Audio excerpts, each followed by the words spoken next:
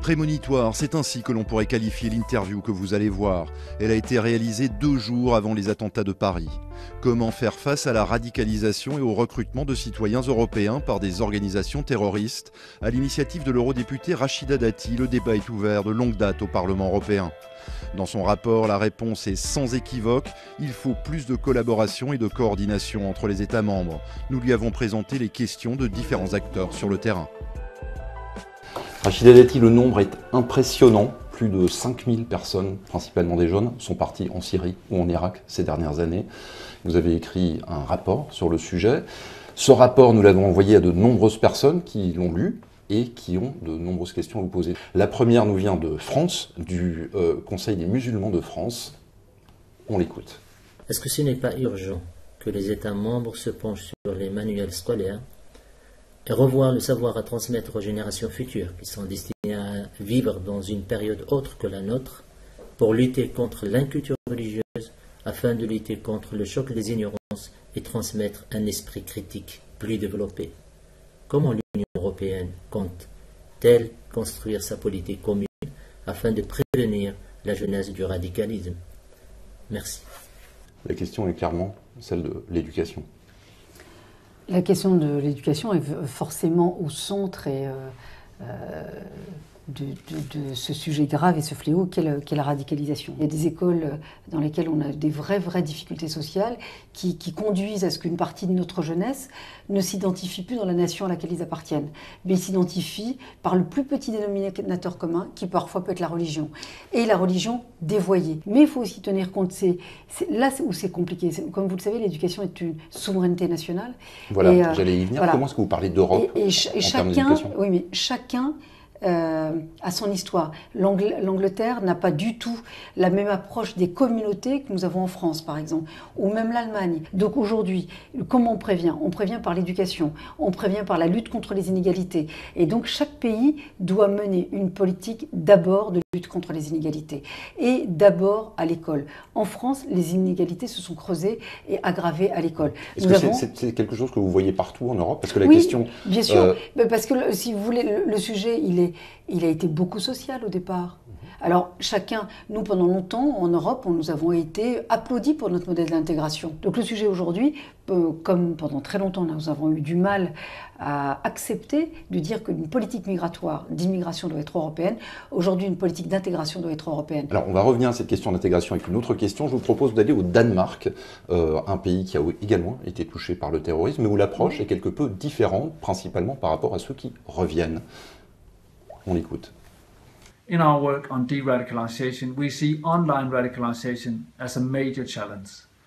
We know that intelligence services are looking over the internet, that websites are being closed and banned. In our schools, we try to teach youngsters how to behave and navigate safely on the internet, but still we see youngsters being radicalized through the internet. What would you do about that? Il pose le vrai problème. Vous savez, aujourd'hui, la radicalisation et le djihadisme se font par 2 moyens.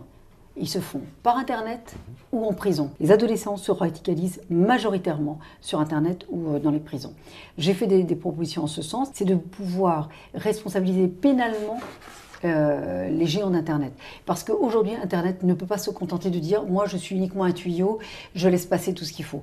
Aujourd'hui, toutes les organisations djihadistes, toutes les organisations criminelles et terroristes passent par le net pour attirer, pour recruter. Mais comment voulez-vous responsabiliser le net? Eh bien, sur le net, ils peuvent, parce qu'aujourd'hui, vous pouvez enlever un contenu. Regardez les ministères de l'Intérieur, je vois en France, ils peuvent demander à un géant d'Internet de retirer un contenu. Les géants du net ont une responsabilité. Mais quand on voit la masse d'informations qui passent par le net, justement, les appels au djihad, oui, les vidéos qui sont souvent nettement mieux faites que tout ce qui est fait par les gouvernements en Europe, bien sûr, c'est pour ça. Comment voulez-vous gérer cela pratiquement? Les géants du net peuvent effectivement, aujourd'hui, ils gagnent beaucoup d'argent sur la diffusion de ces vidéos et de ces sites. Pourquoi? Parce qu'il y a de la publicité tout autour de cela. On en revient au problème plus fondamentaux, qui est une question d'un avocat qui est Monsieur Martins, qui est avocat au pénal à Bruxelles. Sa question. Madame Dati, ne croyez-vous pas que pour cette prévention de déradicalisation, il faut d'abord traiter le problème géopolitique au Moyen-Orient, où, disons-le, depuis les interventions des Occidentaux, la situation est devenue totalement ingérable, et ce depuis plusieurs années. Alors, la question géopolitique, tout le monde la connaît, c'est bien pour ça que vous réagissez par rapport à ça.